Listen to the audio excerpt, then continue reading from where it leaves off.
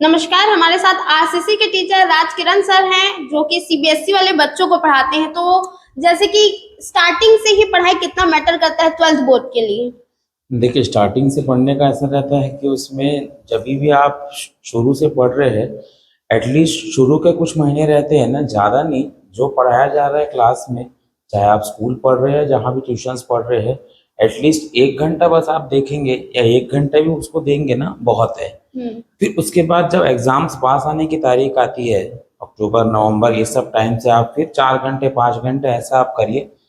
फिर उसके बाद में जनवरी फरवरी मार्च के टाइम पे आप 7 से 8 घंटा पढ़िए, सफिशिएंट है आपके लिए। जी। हर बच्चा अच्छा कर सकता है उसमें काफ़ी। जी। आपको क्या लगता है कि कंसिस्टेंसी मैटर करता है अगर स्टार्टिंग से बच्चा कर रहा है, या फिर एक बैग स्टार्टिंग पेपर के नवंबर से स्टार्ट करे तो? कंसिस्टेंसी मैटर करती है, लेकिन शुरू में आपको बहुत ज़्यादा नहीं भी अगर आप कर रहे हैं ना, half to 1 hours 2 hour sufficient है। लास्ट में लेकिन जैसे अक्टूबर नवंबर वाला है ना, वहाँ से आपको एकदम सीरियस हो जाना है। डिस्ट्रैक्शंस जो भी है वो सबको आपको हटा के पूरा एकदम फोकस रहना है पढ़ाई के लिए। और पहला चीज़ है लगन और एम रहना है आपका।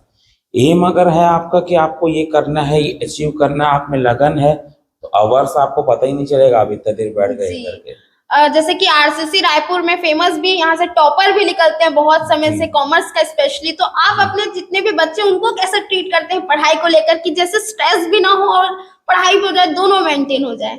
देखिए, आरसीसी राज कॉमर्स क्लास लास्ट जो 15 सालों से चल रहा है, ये इंस्टीट्यूशन कॉमर्स के क्षेत्र में काफ़ी पहचान बनाई है इस संस्था ने।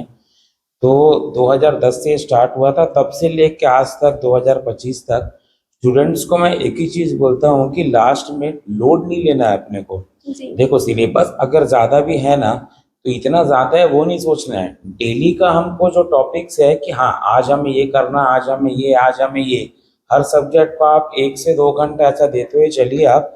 और सिलेबस को आप कवर करिए, ज़्यादा है ये सोच के नहीं। आपसे बनेगा, अगर आपने मन में ठान लिया है कि हमें लाना है, आपसे बनेगा, कंफर्म है। आपको बस ये है कि प्रेशर फील नहीं करना है, लाइट रहना है, एकदम चिल रहना है। एग्जाम के जी। समय में भी आपको बहुत ज़्यादा है कैसे पढ़ेंगे ये नहीं जी। सोचना है आपको।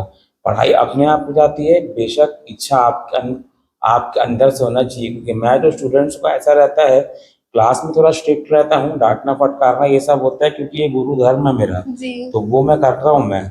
लेकिन उसमें ऐसा है कि स्टूडेंट्स भी अगर वैसे ही कोऑपरेट करे और ये समझे कि हमारे भले के लिए किया जा रहा है करके, तो ईश्वर की कृपा से उनको बहुत ज़्यादा अच्छे आते हैं फिर जी। रिजल्ट्स। आरसीसी 15 साल से चल रहा है, 15 साल से कई टॉपर निकले हैं आरसीसी से। जी। तो आप खुद भी कैसे गुरु के तौर पे कैसा फील करते हैं? एक पेरेंट्स से भी ज्यादा खुशी एक गुरु को होती है उस वक्त। हाँ, मुझे ये एक लगता है कि देखिए, मैंने तो मेरा बैंक पीओ की जॉब छोड़ के मैं इस जी। क्षेत्र में आया था कि मुझे सिर्फ पढ़ाना है, जी, आप पढ़ाना गोल्ड है। मेडलिस्ट भी हैं। जी हाँ, ऑल ओवर छत्तीसगढ़, मतलब रविशंकर शुक्ल यूनिवर्सिटी में मैंने फर्स्ट आया था एमकॉम और एमफिल में, तो गोल्ड मेडलिस्ट था।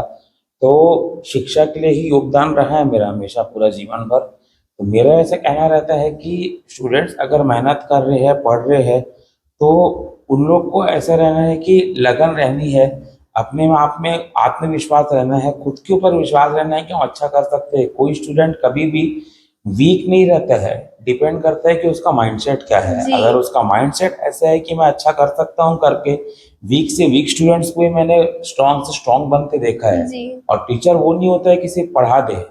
मेरा इस क्षेत्र में आने का एकमात्र जो उद्देश्य था वो ये है कि बच्चों को पढ़ाना है, अच्छे परसेंट लाना है, वो तो पहला है। दूसरा ये है कि देश के लिए एक अच्छा नागरिक बनाना है उनको। जी। वो एक टीचर का धर्म होता है वो। जी। इसी बीच एक और मजेदार बात आपसे जानना चाहूंगी। 15 साल हो गए पढ़ाते पढ़ाते, ऐसा कोई बच्चा है जो जिसके बारे में आज आप बताना चाहेंगे, जो बड़ा पढ़ाई में और कुछ अलग ही ट्विस्ट हो उस पे? हाँ, ऐसे कई सारे बच्चे आए हैं जी। जो मतलब बहुत ही नोटोरियस रहे हैं, बहुत ही नॉटी और बहुत ही मतलब रहे हैं उद्दंड। लेकिन वही है कि डांट मार ये सब लगा के जी। अच्छे बने काफ़ी। बहुत सारे ऐसे बच्चे आए हैं जीवन में, एग्जैक्ट अब किसी एक का नाम मैं बोल नहीं सकता, जी। लेकिन आरसीसी में ऐसे कई बच्चे आए हैं। 2 ब्रांच है हमारी, दोनों ब्रांच में मैंने देखा है कई बच्चे ऐसे आए हैं जो सुधर के आज के डेट पे एक अच्छा, मतलब अपना बिजनेस या जॉब में चल के अपने परिवार का पालन पोषण कर रहे। अच्छा लगता है देख के एक टीचर के तौर पे कि चलो हमने इसको इनके इनिशियल स्टेटस में पढ़ाया करके और आज अपने मतलब परिवार का भरण पोषण करके अपना नाम रोशन कर रहे करके। आरसीसी मार के मामले में भी बड़े आगे है। आरसीसी का एक टैग रोल भी है कि वो नो आस्क फॉर डेमो ऐसा, और मार के लिए भी। अब बात करें आप राज सर, आप भी, और एक और ब्रांच चलता है आपका, हाँ, वहाँ जी। हेमंत सर भी हैं। जी जी। मार को लेकर क्या कॉन्सेप्ट रहा है? देखिए ऐसा रहता है उसमें कि डेमो वाला तो पहले मैं बोलना चाहूंगा, शिक्षक है हम, जी तो शिक्षक कभी भी ऐसा रहता है कि आप उनका नाम सुन के आए, वो गुरु है और गुरु से उनका परिचय नहीं पूछा जाता जी। है। डेमो मतलब एक तरीके से आप उनका टेस्ट ले रहे हैं। हम अगर इतने साल से पढ़ा रहे हैं और इतना नॉलेज अगर हम रखते हुए चले हैं, तो कभी भी डेमो ये सब क्या है, आजकल जो कोचिंग्स बना के रखे हैं उन्होंने एक धंधा बना लिया उसको। धंधे में डेमो होता है और शिक्षा जो है वो धंधा नहीं है, वो आपका पैशन है, वो एक वर्शिप है, एक पूजा है वो। जी तो भगवान से आप कभी डेमो या अपने माता पिता से आप कभी डेमो बोलते हैं कि नहीं ना। जी उसीलिए मैं डेमो वाला नहीं, क्योंकि टीचर्स जो है वो एक माता पिता की श्रेणी में ही आते हैं। जी तो डेमो शब्द और डेमो नाम से ना उनको यूज करना चाहिए, ना उनसे पूछना चाहिए। जी और जहाँ तक मार की बात है, उसमें ऐसा है, मार और डांट जो रहता है वो बच्चों के भविष्य को बनाने के लिए रहता है। अपने घर में पेरेंट्स भी तो मारते डांटते हैं ना, तो हम जी क्या कोई अलग है क्या यहाँ पे? नहीं ना, जी हम भी तो शिक्षक है, पेरेंट्स का ही दर्जा है। तो मारना और डांटना ऐसा रहता है कि वो उनका भविष्य बनाने के लिए है।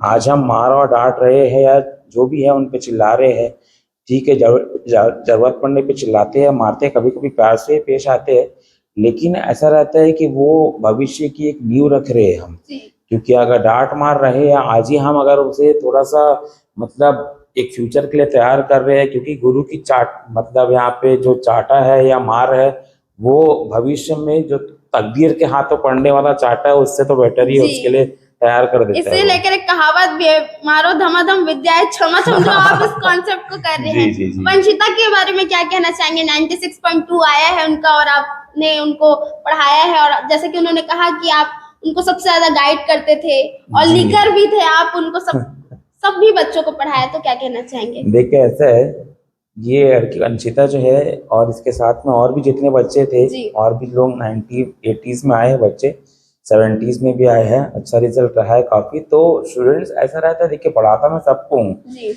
बोलता मैं सबको हूँ, सबको गाइड कर रहा हूँ, लेकिन वो बच्चों की पर है कि वो उसे किस सेंस में लेते हैं। गुरु जो होता है वो एक ज्ञान का पूरा समुद्र है। आप उस समुद्र में से कितना लोटे आप निकाल सकते हैं, पानी आपके ऊपर है वो। आप जितना ज्यादा वो ज्ञान को आप उससे अर्जित कर सकते हैं वो है। तो जो बच्चे ज्ञान को ज्यादा अर्जित करते हैं वो ज्यादा आगे बढ़ के ज्यादा मार्क्स जी। आते हैं।